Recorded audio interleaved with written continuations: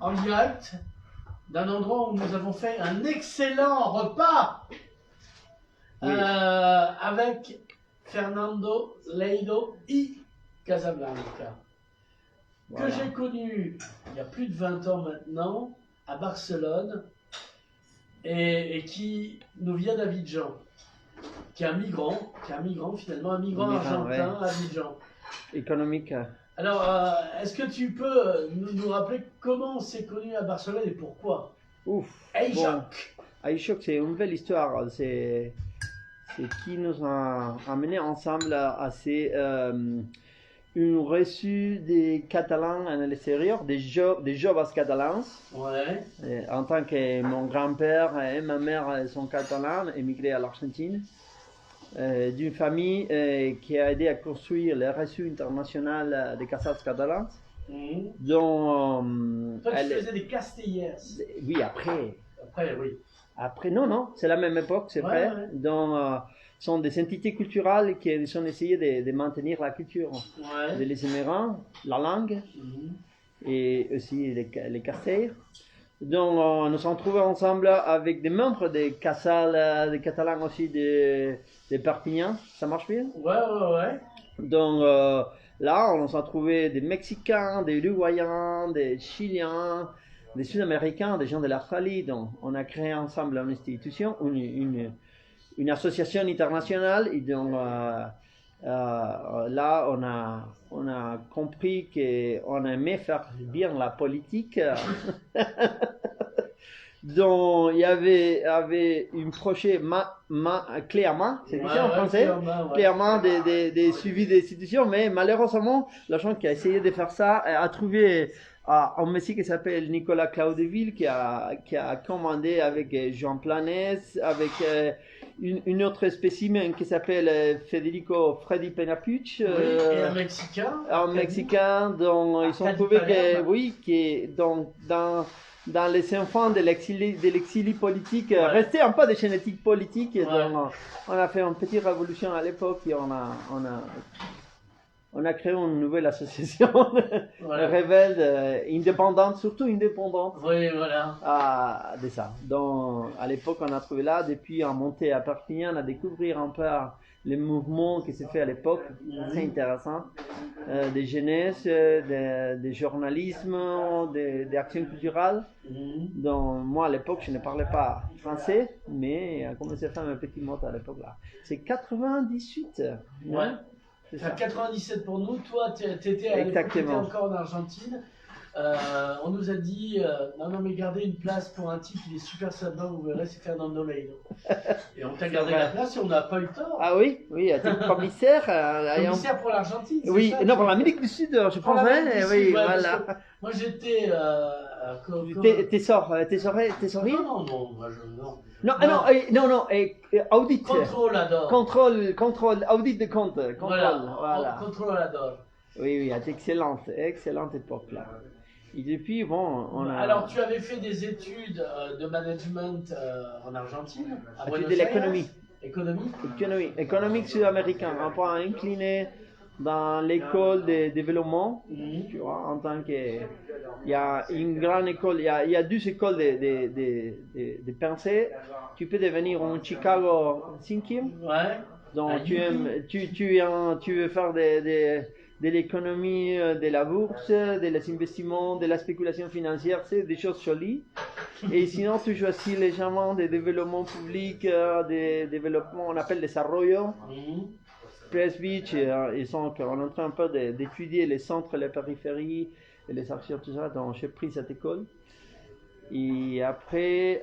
Tu as été à Pompeo Fabra à Barcelone pour continuer une spécialisation. Voilà. Et après ça, j'ai vu que l'économie n'expliquait tout à l'époque. On a parlé de 2001, de la crise, 2002, Lula au pouvoir, la révolution à Bolivie, donc les actions de la multinationale qui ont le consensus de Washington en train de tomber. Il y avait aussi Mohamed Yunus qui avait eu son prix Nobel. Exactement, voilà. Le microcrédit. Exactement, il y a les changements là dont je dis, c'est seulement pas l'économie qui peut expliquer la réalité. Donc j'ai décidé de prendre une école de relations internationales, un peu sur les trois, sur les théories des politiques, tout ça. Donc, il y a un centre, c'est pas la Pompeu Fabra, c'est part de la Pompeu Fabra, c'est les centres, ça s'appelle eBay, Institut Barcelone d'études internationales. C'est une think tank qui met l'Autonoma, la Pompeu Fabra, l'Université de Barcelone, donc un conglomérat d'universités. Donc, et à un moment donné, donc on se voyait, tu vivais près de là où Picasso a peint les Demoiselles d'Avignon. Là, les bars de Marseille, on prend l'absinthe. Alors, le bar de Marseille, c'est le bar de Durruti. Oui. À Barcelone, à côté du Magba. Exactement. Les quartiers les quartiers Raval. Voilà. Voilà, à côté des parallèles. Où il y a à l'ancien Chino, il y a aussi le Molino Rouge là. Ouais. Le Molino s'appelle. Bon, il y avait le bar de le restaurant de Montalban aussi. Exactement, dans la Rambla del Raval, oui. Voilà, mais ça n'existe plus, ça. Oui, il y a plein de choses qui ont disparu d'ailleurs. Oui, je pense, oui. Les seuls souvenirs qui nous restent sont les Pakistanais. Les Pakistanais et un peu de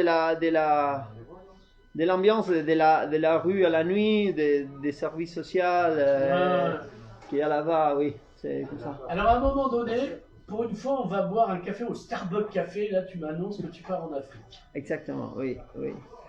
Je comprends pas tout. Et tu reviens, genre, je crois qu'on s'est revu 4 ans après. Et avec les Addis Abeba, tu dis, en fait, j'ai un travail, ça s'appelle vice-président de la Banque d'investissement d'Afrique. Ah bon? Non, pas vice-président, mais bon.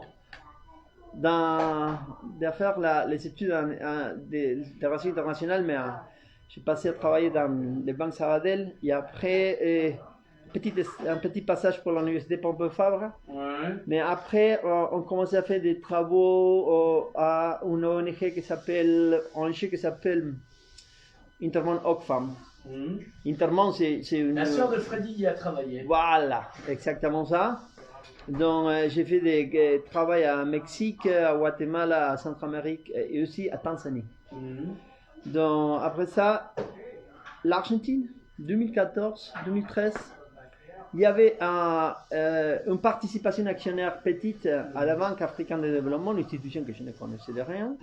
Je ne savais pas son existence, une banque multilatérale de développement où la France a une bonne position là-bas. Donc, et l'Argentine avait besoin d'un représentant qui gère un peu ses profils d'économiste et développement aussi, et avec une expérience en Afrique. Donc, avec ça, j'ai été appelé, donc j'étais obligé de quitter Barcelone. Bon, j'ai décidé de prendre rapidement un voyage, donc je suis parti. Les premiers 2 mois, j'ai habité à Tunis, à Tunisia. Et après, toute l'institution a déménagé de Tunis pour aller à un pays que seulement je connaissais son nom, que c'est très rigolo pour eux, c'est la Costa de Marfil, Côte d'Ivoire en espagnol, et Drogba, une partie de football avec l'Orange, c'est sympa, mais je ne connaissais de rien. De fait, la mode Abidjan, je pensais que j'ai parti à Kazakhstan. Abidjan, c'est quoi? Donc, bon, je suis descendu à Abidjan et depuis là, j'ai travaillé, je suis là depuis 2014. Excellent. Donc, maintenant, tu y es consultant. Voilà. Toujours consultant, tu vis toujours à Abidjan. Oui. Spécialiste pour faire pousser les vaches et les animaux, voilà. Mais en autonomie en Afrique. Oui. Sur la mode argentin. Oui, des transgéniques, d'exploitation. Non, la vérité c'est que, tu sais... La version X-Men des bêtes. La question c'est que l'Afrique, c'est... Il y a deux regards de l'Afrique, deux visages de l'Afrique. Non, il y a l'Afrique de la fragilité. Oui, c'est ce qu'on nous vend. L'Afrique de l'immigration, que c'est certes, c'est une réalité, de la pauvreté, de la crise. Mais aussi, il y a un autre côté, c'est le développement. C'est des pays, la Côte d'Ivoire, c'est 10 ans qui écrit à un taux de 9-10%, un taux chinois de développement. Aussi le Ghana et l'Éthiopie, malgré les problèmes politiques maintenant, la Kenya aussi, il y a plusieurs pays qui sont, il y a une grande croissance en Afrique. Donc, si tu me dis, dans les deux regards, dans les deux visages, je pense que les 60%, 70% c'est des côtés positifs et les 35%, les 30% des côtés des crises. Donc, c'est ça que quand les sociétés commencent à grandir, c'est une étude c'est une tendance qui est rapide dans toute la région du monde, c'est-à-dire l'Amérique dans les 40, l'Amérique du Nord dans les 1940, entre les deux guerres. L'Europe, je pense que si, 40-50, l'Amérique latine, 60, les Asie, les 90, c'est qu'il y a une migration alimentaire. C'est-à-dire, des manger des riz, que des légumes, commencent à manger des produits basés dans la protéine. C'est-à-dire, commencent à manger des viandes, œufs, lait. Donc, ils commencent à faire une recomposition des pourcentages. Et à différence des autres aliments céréales, les aliments qui dépendent de la protéine, c'est des productions industrielles. Donc, aujourd'hui, si tu vois la tendance des croissances des nourritures, de la protéine, il commence 300%, 400% des croissances. Mais est-ce que c'est pas polluant? Parce que c'est le grand débat en France sur. Alors, d'un côté, on dit oui, faut arrêter de manger de la viande, et de l'autre côté, on ferme des fermes à 1000 vaches pour produire du gaz, en fait. Oui. C'est-à-dire que, oui, il faut arrêter de manger de la viande, oui, mais on produit du gaz avec les vaches. Il faut mettre tu en concept pas relatif, sinon général. L'Afrique mange 4 kilos par an. Ah oui, effectivement. Ouais. Les États-Unis, 60, 70. Les Européens, 50 kilos. C'est vrai que peut-être si tout le monde mange 60 kilos par an, ok, mais on part de 4 kilos. Il faut penser que la protéine aussi, même si contamine aujourd'hui, parce qu'il y a déjà des innovations technologiques qui commencent à descendre la production de méthane, il y a des aliments dont les populations, les enfants, ils ont besoin de lait, ils ont besoin de certains des nutriments que l'industrie donne de ces côtés. Donc, c'est pas seulement une production de nourriture poubelle. Je sais pas ce qu'on dit en français, nourriture poubelle, trop industrialisée, trop. Ah oui, agroalimentaire. Oui, mais les types de produits industriels, trop industrialisés, on est comme ça. C'est vrai, mais seulement manger que des riz. Il faut. Donc, mais la grande quantité la banque, la BAD, est une des raisons pour laquelle je suis resté comme consultant après d'être représentant de l'Amérique du Sud dans les conseils, c'est que il faut nourrir l'Afrique. On parle de nourrir l'Afrique. C'est-à-dire, aujourd'hui, l'Afrique importe tous les aliments. Ne produit pas son propre aliment. Il exporte des produits agricoles, cacao, noix de cachou, café, noix de cachou, pour les pays riches. Bien sûr. Et importe du pays riche la nourriture, la lait en poudre, le maïs et les soya pour produire l'aliment pour le bétail, les petits bétails qu'il y en a, trop subdéveloppés, les poissons congelés de la Chine, les riz des États-Unis et de Vietnam. Tu vois, les oignons de l'Hollande, les carottes de l'Hollande, les poulets congelés vieilles de l'Europe, c'est-à-dire de la CE, de l'époque de la CE, quand on faisait des stocks. Non, parce que tu sais, un poulet qui produit des œufs, il peut vivre un an peut-être, je ne sais pas, je me rappelle exactement. Ouais. Tu fais quoi après avec les poulets? Tu les envoies à la retraite? Dans un EHPAD. Parce que ça repose dans la côte de Marseille et Valence. Non, ils le tuent. Oh merde. Ils le congèlent, ils le vendent comme viande de deuxième qualité en Afrique. D'accord. Tu vois, il y a aussi, c'est curieux, dans l'exportation très intensive de poulets américains et brésiliens, Argentine aussi, une petite quantité. Donc, un poulet. Les blancs de poulet partent à Tokyo, partent en Arabie Saoudite, à Middle East, et les petits morceaux vont marcher, ils partent à l'Afrique. D'accord. Donc on mange que des petits. Les wings. Les wings, tu vois. Donc, On essaye d'établir les conditions pour aider à les compagnies. Pour qu'ils produisent leur propre viande. Voilà, parce que en sinon c'est une quantité bombe. suffisante pour Parce que c'est une nourrir. bombe, c'est une bombe stratégique. Donc, Ouais. de la même manière qu'aucun pays importe des gasoil et importe seulement le pétrole pour faire la raffination, c'est une question de sécurité Ouais. stratégique nationale. Parce que si tu importes des gasoil, après tu es obligé d'être dépendante. Imaginons que tu aies besoin de gaz, que tu sois allemand et que les Russes te coupent le gaz. Imagine. Donc, ça n'arrivera jamais. non, il faut n'y pas dire. Un exemple que. C'est un exemple rigolo, non, mais.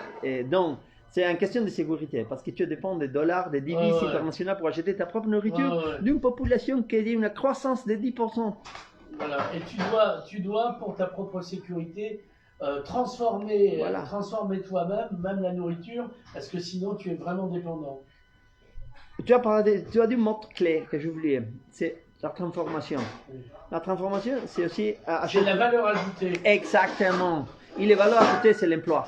Voilà, parce que tu fermes sur le local, tu as... Quand tu importes, dans la production de bière, il y a beaucoup de production de bière en Afrique, il importe des maïs et des riz pour produire la bière.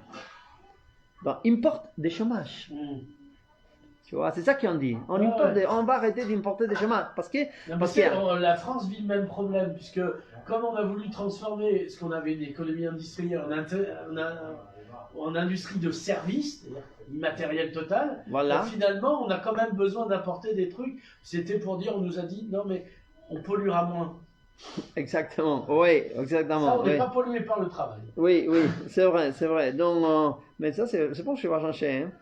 Donc, l'histoire, c'est que dans un marché où il y a 5 millions de jeunes qui arrivent au marché laboral chaque année, tu as ou bien un dividende démographique qui peut t'aider à grandir l'économie, ou bien tu as une bombe, comment ça s'appelle, bombe des temps de relâche, comment ça s'appelle en français, une bombe qui a une cloque. Un temps de vente. Une bombe à tiempo, comment tu dis ça? Une bombe de temps, littéralement, mais c'est pas ça. Non. Bombe à retardement. Ah, merci, voilà, merci notre secrétaire là. Non, bombe de retardement. Donc, on a besoin de créer les conditions pour gagner des valeurs pour donner emploi. Mais en fait, tu as le même discours qu'un gars qui voudrait être président en France.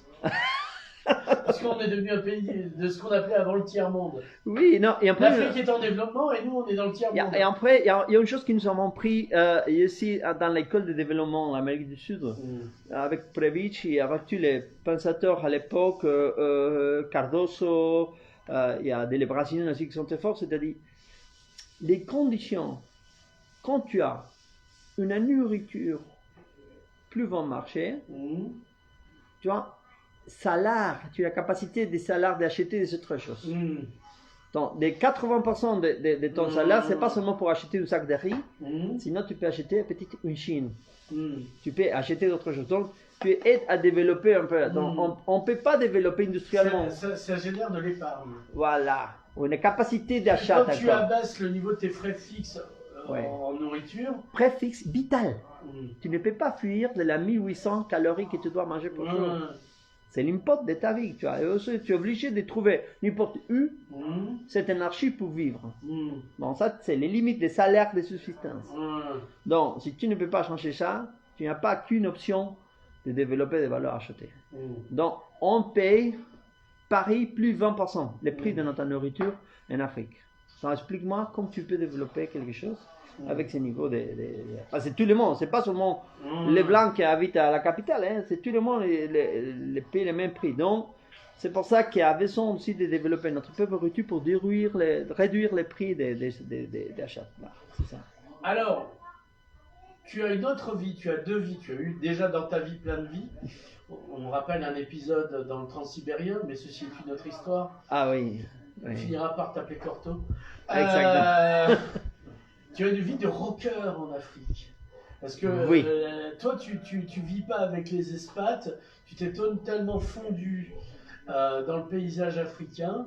Donc tu as un groupe alors d'abord de rock qui a splitté récemment, et maintenant tu fais du reggae. Et tu sais, les groupes s'appelaient comment? Non? C'est une expression, c'est un mot français, une expression française qui est appris pour les Abidjanaises, qui s'appelle c'est gâté. C'est gâté. Oui, je ne sais pas si en France on utilise on va gâter les coins.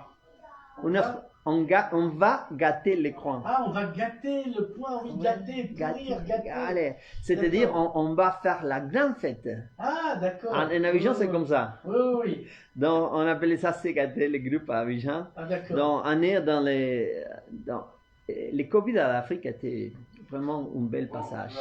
Oui, alors, tiens. Regarde, ça va être le titre de l'interview. Le Covid en Afrique a été un beau passage.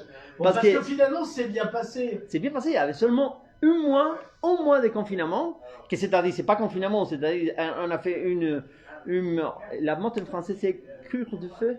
Couvre-feu. Couvre-feu, pardon. Couvre-feu de 21h jusqu'à 6h du matin. Un mois. Après, on a pris un bar, on a pris un restaurant, on a pris une discothèque, une boîte de nuit. Et après des 3 mois, la vie était normale. Et la courbe, les fameuses notes de 2020, la courbe, on n'est jamais montée. Donc, mais on était obligé de rester à la maison. Dans ces moments, alors, la plupart des Européens se sont taillés. Français, ils ont fui. Tu parlais de mouvements bibliques.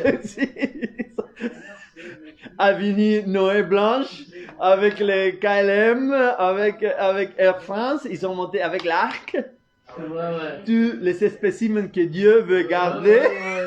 Les Français pour les Français. Voilà. Allemands pour les Allemands, parce qu'au regard de Dieu. Moi, en tant que passeport argentin, il n'avait pas la place. Ils ont monté un chilaf à un moment. Voilà ce que je t'ai dit, parmi les Africains, tu étais tellement devenu comme eux qu'on ne te reconnaissait pas comme non, c'est pas la peine de te sauver. Non. Ils sont montés, ils sont partis. Donc, il a resté vite pendant 6 mois. Et après, on regardait dans la télévision française que tout le monde était fermé à la maison. Mais on regardait ça de la discothèque, tu vois. Donc, dans ce moment, on a mis ensemble les 3 Argentins. On a 4 Argentins à Abidjan. Nous avons monté 3 ensemble. Moi, j'ai joué la guitare et les autres aussi. Mais finalement, moi, j'ai passé la basse. Et on a fait des rock des 90 de notre époque. Guns N' Roses, Nirvana, un peu de Queen, un peu de musique comme ça. Et les Africains, ils sont étonnés. Ils sont étonnés avec ça. Tu vois, des rock, Megadeth, Metallica. Et vraiment, on a commencé, on a fait 10 concerts dans des restaurants, dans des bars. Il y a des vidéos, on peut oui, il y a la petite vidéo là, c'est intéressant. Et après ça, bon, on a fini. Et maintenant, vraiment, tu sais, Abidjan, c'est la capitale de reggae. Après Kingston, Jamaïque. Tu vois, c'est la ville d'Alpha Blondy, Tikenja. Opération coup de poing. Voilà. Donc lui, il est toujours vivant. Il y a la radio Alpha Blondy. Donc, le reggae, c'est un vrai truc. C'est vrai que la musique, là, la force, elle est coupée, décalée. C'est qui gouverne. Ou peut-être l'autre, il s'appelle, bon, j'ai oublié l'autre.